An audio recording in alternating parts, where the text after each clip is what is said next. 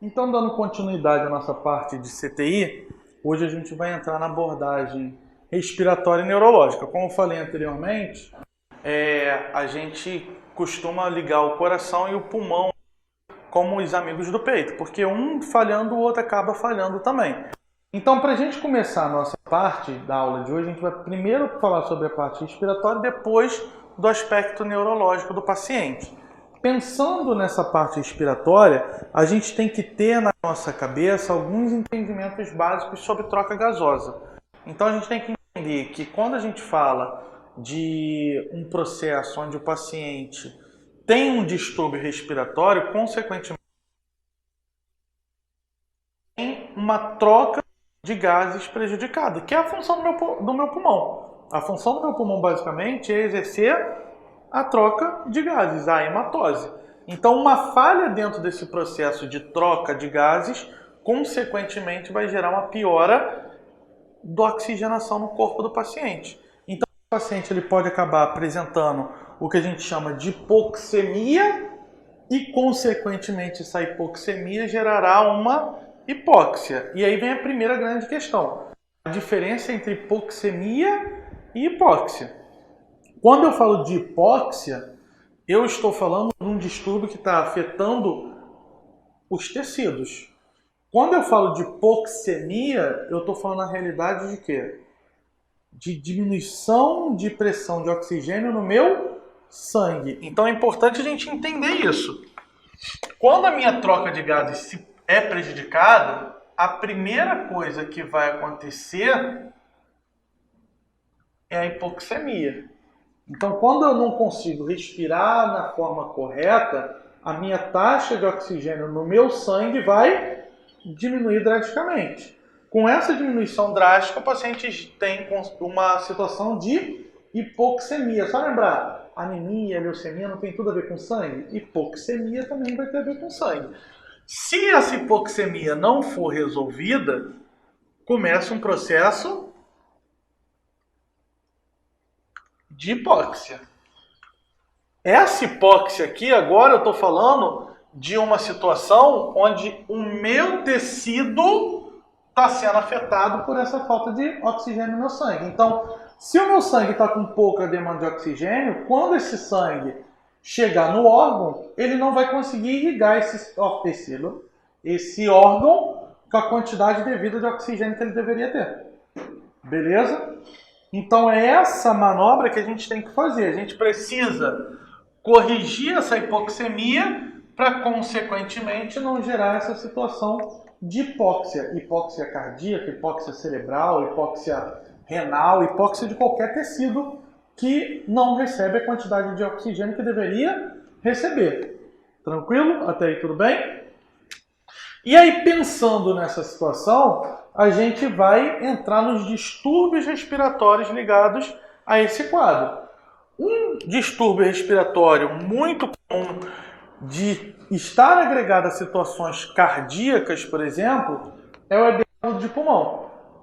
O edema agudo de pulmão, o nome já prediz o que ele é. Edema agudo de pulmão, ou seja, edema, excesso de líquido. Agudo porque ele acontece subitamente. Pulmão porque é o pulmão. Então, normalmente, o edema agudo pulmonar, ele está ligado a distúrbios cardiovasculares.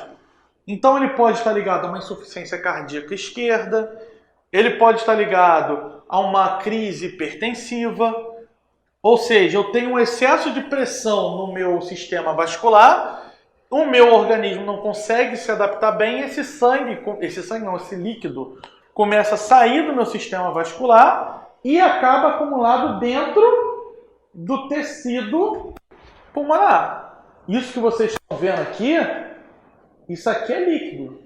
Isso aqui basicamente é água acumulada dentro do pulmão. Cuidado para vocês não confundirem edema agudo de pulmão com derrame pleural.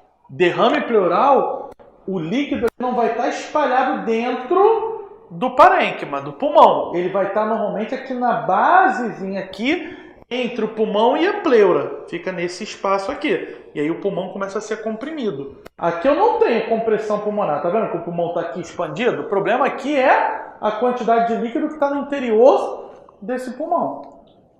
Tranquilo? Isso seria um edema agudo pulmonar. Aqui eu tenho o coração e aqui, ó, líquido e líquido. Essa parte esbranquiçada, toda vez que você vê esse esbranquiçado em um raio-x, aquilo ali é secreção. Tá? Ou pode ser secreção, no caso do edema agudo, um excesso de líquido mesmo, translúcido, ou pode ser uma pneumonia. E aí, como que eu vou conseguir diferenciar? Lembra sempre que o raio-x ele é um exame complementar. Por que a gente chama de exame complementar? Porque ele complementa a clínica do paciente. Então, a primeira coisa que eu tenho que olhar em uma questão de concurso, na realidade, é o que está falando sobre sinais e sintomas. E aí, se tiver um exame de imagem como raio-x, isso serve para complementar aquele quadro clínico do paciente. Beleza? Então, ele pode ter uma origem cardiovascular, uma hipertensão, uma insuficiência cardíaca, ou ele pode ter uma origem não cardíaca, como, por exemplo, uma insuficiência renal. Na insuficiência renal, o paciente não urina, o líquido fica represado dentro do corpo e aí acaba extravasando para dentro do tecido pulmonar. E aí não tem a ver com a parte cardiovascular, tem a ver com a parte renal. Então pode ser cardíaco ou não cardíaco. Beleza? Tranquilo? Tranquilo, mas você falou que tem os sinais e sintomas que vão me direcionar ao que esse paciente tem para a gente chegar até essa imagem. Sim. Quais são as manifestações típicas que eu tenho nesse paciente? Eu tenho umas meio generalistas, né? Se o paciente tem um problema pulmonar, normalmente o que ele vai chegar referindo para mim? Muita tosse, falta de ar, aquele famoso cansaço, né? Você olhando para o paciente, você vai ver que ele está usando a musculatura acessória, então ele está bem dispneico. Só que qualquer situação pulmonar de agravamento gera isso, né? O que vai diferenciar o edema agudo de uma pneumonia, por exemplo, quando eu estou verificando sinais e sintomas de um paciente? É a característica da tosse que ele apresenta. Por quê? No edema agudo, eu tenho muito líquido preso no meu pulmão, não tem? E aí o paciente começa a tossir, e daqui a pouco você começa a perceber que está saindo uma secreção espumosa. Por que espumosa? Porque é a água que está ali dentro. Então a espuma é parecido mesmo com uma espuma de detergente.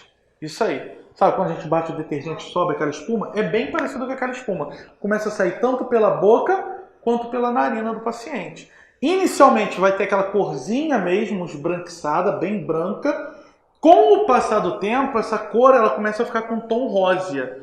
Por que ele fica com um tom rosado? Porque os vasos, é tanta pressão dentro desse capilar que os vasos, os alvéolos começam a sofrer lesão. E aí, consequentemente, tem sangue misturado com esse líquido. E aí aquela cor que era esbranquiçada começa a ter uma coloração mais rósea. Ou seja, essa coloração mais rósea, na realidade, significa que eu tenho um agravamento do quadro de edema agudo no paciente. Tá? Outra característica que também a gente consegue diferenciar bem. Em situações gerais, por exemplo, pneumonia, numa pneumonia, normalmente o que eu tenho de ausculta pulmonar são os roncos. Numa bronquite, numa asma, normalmente eu tenho sibilo. No meu paciente com edema agudo pulmonar, é muito comum a gente encontrar estertobolhoso. O mais comum é a gente encontrar estertobolhoso. O que é estertobolhoso, Ângelo? Vamos voltar lá no copo com água. A gente já botou detergente. Botei um canudo. Soprei. Quando eu soprei o canudo dentro dessa água, o que fez? Faz aquele barulho, né? E começa a crescer aquela espuma. É exatamente isso. O estertobolhoso é aquele barulho de... Por quê? Consegue, pegou esteto, colocou no pulmão do paciente, fica bem nítido esse estertobolhoso. Então a gente fala que os fatores de diferenciação de um edema agudo pulmonar para qualquer outra doença cardíaca é basicamente a ocorrência do estertobolhoso na ausculta pulmonar e a secreção espumosa, esbranquiçada e depois que evolui para um tom rósea que o paciente apresenta. Porque os outros sinais e sintomas eles podem se confundir com outros problemas cardíacos e pulmonares do paciente. Beleza? Ah, beleza, Ângelo. Consegui identificar ali os sinais desse paciente. O que eu tenho que fazer agora? Agora a gente vai para o tratamento, né? Por quê? Porque senão essa oxigenação começa a ser afetada, o paciente começa a apresentar cianose de extremidade, depois começa a apresentar cianose central.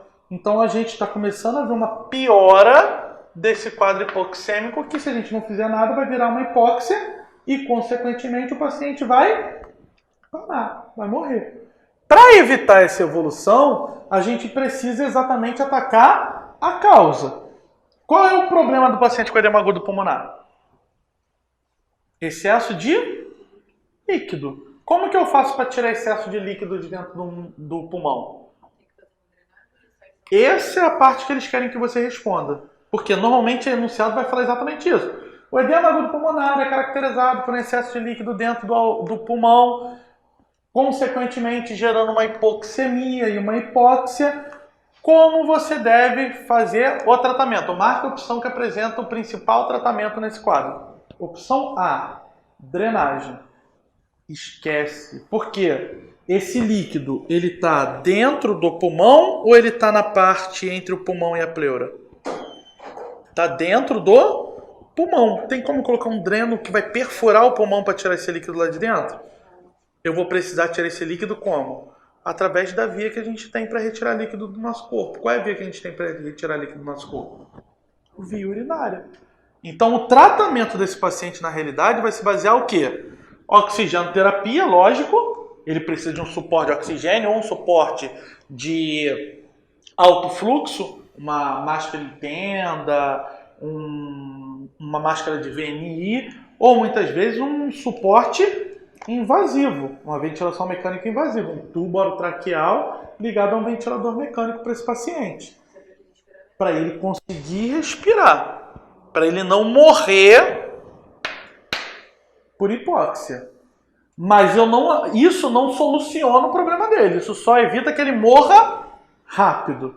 O que vai solucionar o problema dele é o quê? Retirar esse líquido. Como que eu vou retirar o líquido? Utilizando o medicamento. Qual medicamento que a gente faz para o paciente urinar mais?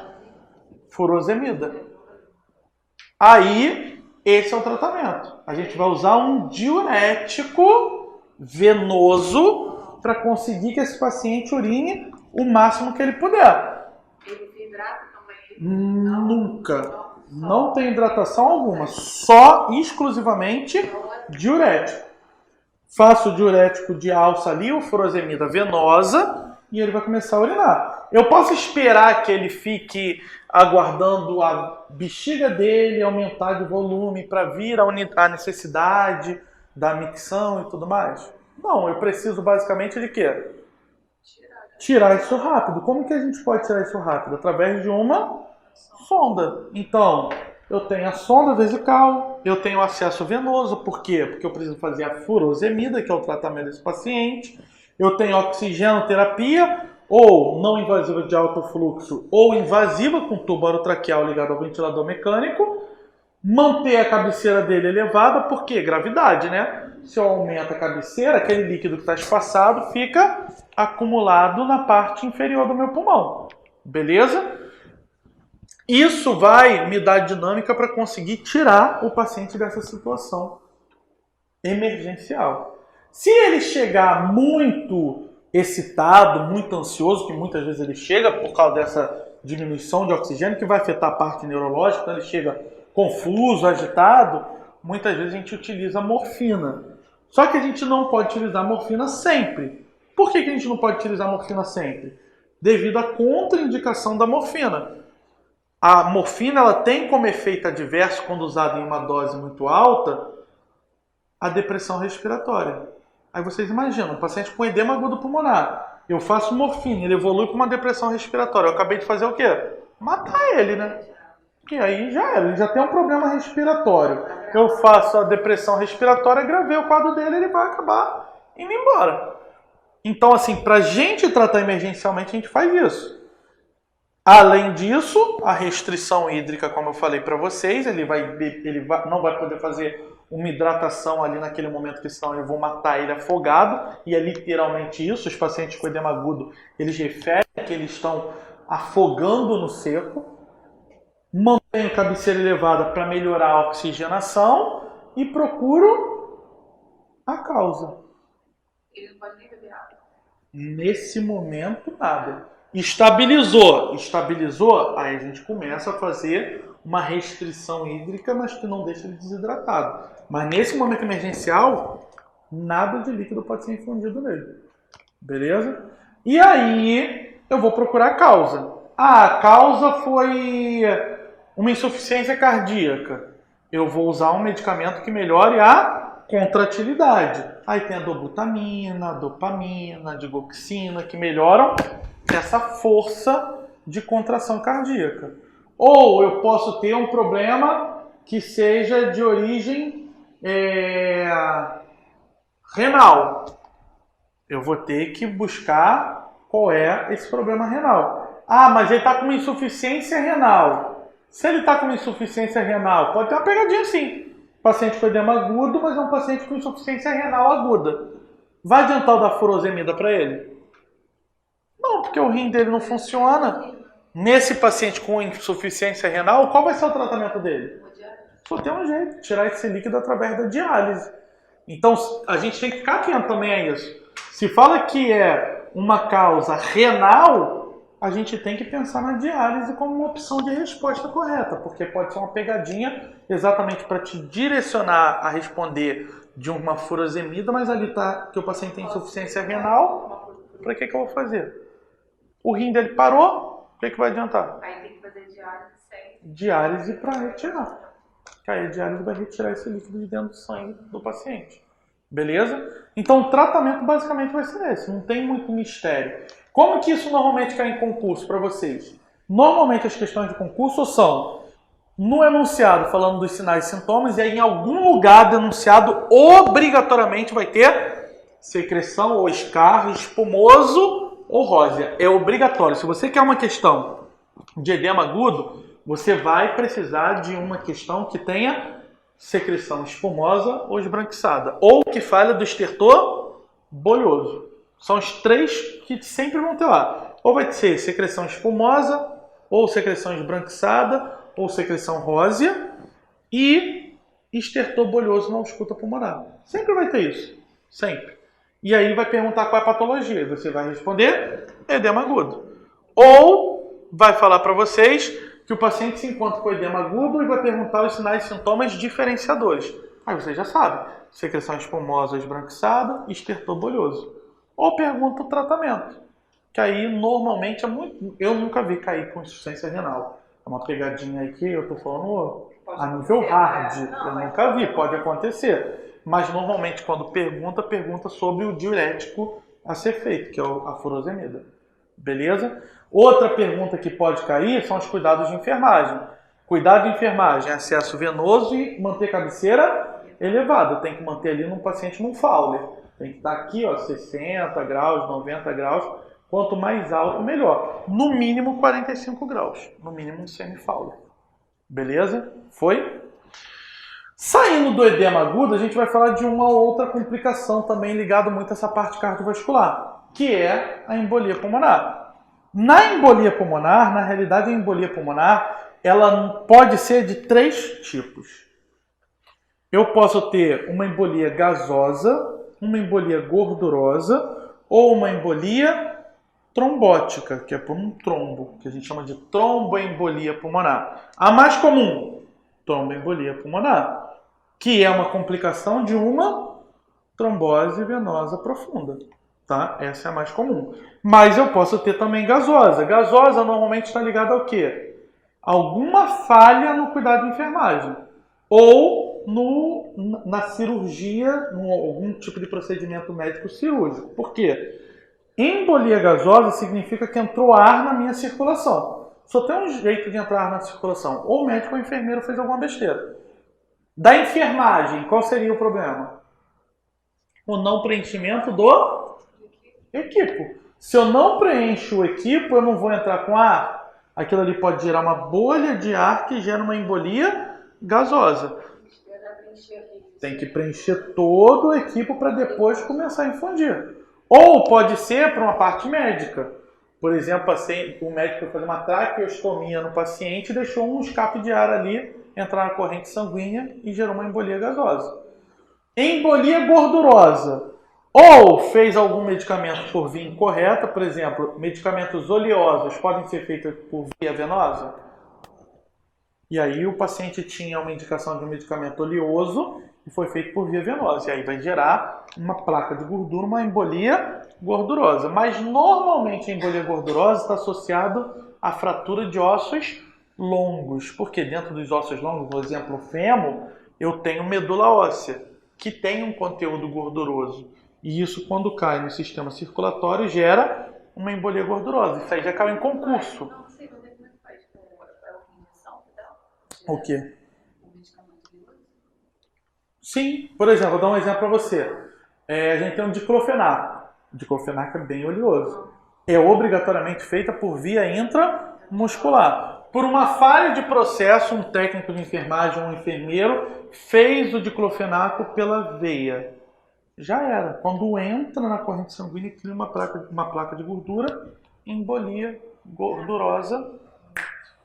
Em minutos o paciente morre. Não, eu não vivenciei, mas eu já vi históricos disso acontecer. Já vi históricos de acontecer, infelizmente. Graças a Deus não foi comigo, não com a minha equipe, mas assim, lá nos países de terceiro mundo, bem longe daqui, entendeu? Bem distante daqui, eu já vi acontecendo. Aqui no Brasil não acontecia nunca, mas lá, às vezes acontece. E aí, a gente sabendo diferenciar, a gente sabe como tratar. Porque, na realidade, assim, o que vai me dar uma forma de tratamento mais eficaz é a tromboembolia, que é produzida por uma trombose. Na realidade, para não ter uma tromboembolia pulmonar, eu tenho que tirar os fatores de risco. O principal fator de risco de uma tromboembolia pulmonar é o quê? Varize. Aquela panturrilha endurecida, quando o paciente começa a reclamar que está com muita dor na panturrilha, a gente sabe que o paciente está com uma trombose em membros inferiores. E aí a gente precisa tratar essa trombose.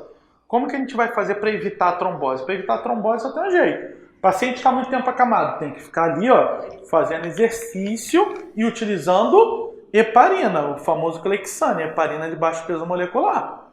Beleza? Agora, se o paciente não é acamado, como que eu posso fazer para evitar? O uso de meias compressivas, aquela meia elástica compressiva. Ou quando o paciente está acamado, eu posso usar o compressor pneumático. Fica ali ao redor da perna dele e enche e esvazia toda hora. Isso vai fazer uma massagem, evitando que se crie coágulos naquela região. Normalmente aqui na região de panturrilha.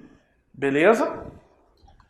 Mas, algumas vezes, mesmo com todos os cuidados, o paciente fez uma trombose. Ou já chegou na minha unidade com trombose. O que eu tenho que fazer? Eu tenho que manter esse paciente com aquele membro ali totalmente parado. Porque uma simples movimentação pode fazer com que esse trombo se solte. Soltou, é isso aqui que vai acontecer. O trombo vai subir pela veia cava, vai chegar até o coração, entrou no coração. Átrio direito, ventrículo direito. Quando o ventrículo direito contrair, o êmbolo vai entrar na artéria pulmonar e aí vai parar onde ele quiser. Pode parar aqui, pode parar aqui, pode parar aqui, pode parar aqui, pode parar. Onde ele vai parar? Não sei. Ele pode parar em qualquer local dessa parte respiratória. E isso está muito ligado ao tamanho, à proporção dele. Como que eu consigo evidenciar isso? Quais são as manifestações clínicas? Normalmente o paciente apresenta uma taquidispneia, ou seja, ele fica com a frequência muito rápida e um esforço respiratório também muito rápido, começa a ter cianose central e uma dor no peito. Ele refere que o peito dele, que é a parte torácica, está doendo muito. E aí, quando a gente for fazer a ausculta, a gente começa a ver que tem alterações nessa ausculta do paciente. A frequência cardíaca aumenta e o paciente começa a ter uma diminuição de oxigenação. Como que a gente consegue ver essa diminuição de oxigenação, Ângelo? Oxímetro ou gasometria. E aí eu vou ter que tratar esse paciente. Como que eu vou tratar esse paciente? O tratamento, basicamente, vai ser uma das duas situações. Ou o uso de trombolítico, que é aquela medicação para destruir o trombo, que a gente tem algumas contraindicações, o paciente não pode ter histórico de AVC recente, não pode ter passado por uma cirurgia de grande porte, tem algumas contraindicações, mas a gente pode utilizar. Ou, se eu tenho o que a gente chama de tromboembolia maciça, o que é a tromboembolia maciça? É quando o trombo é tão grande que obstrui uma dessas artérias principais do pulmão. Ou o tronco mesmo, a raiz da artéria pulmonar, ou bem na bifurcação ali entre pulmão direito e pulmão esquerdo. Nessas situações, o trombolítico ele não consegue destruir, dissolver aquele trombo. E aí o paciente tem que passar por um processo chamado de embolectomia. E corticoide, não é? Porque o problema aqui não é inflamatório, não é nada. O problema aqui é basicamente um coágulo. Eu tenho que destruir ou remover esse coágulo. Para eu destruir, ou seja, para eu dissolver esse coágulo, trombolítico. Quando eu não tenho uma ação muito potente, ou o trombo é tão grande, está numa localização tão importante, você tem que fazer uma embolectomia, remover aquele trombo dali. Tá? Pode ser percutâneo ou pode ser torácico. Entendeu?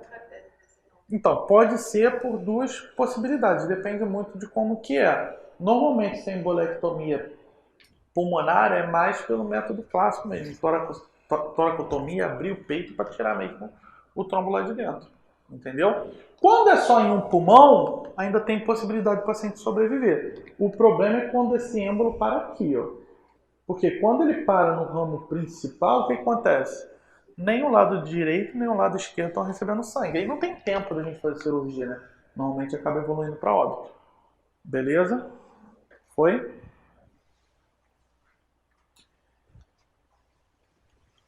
Acho melhor dar uma paradinha. Bora, gente.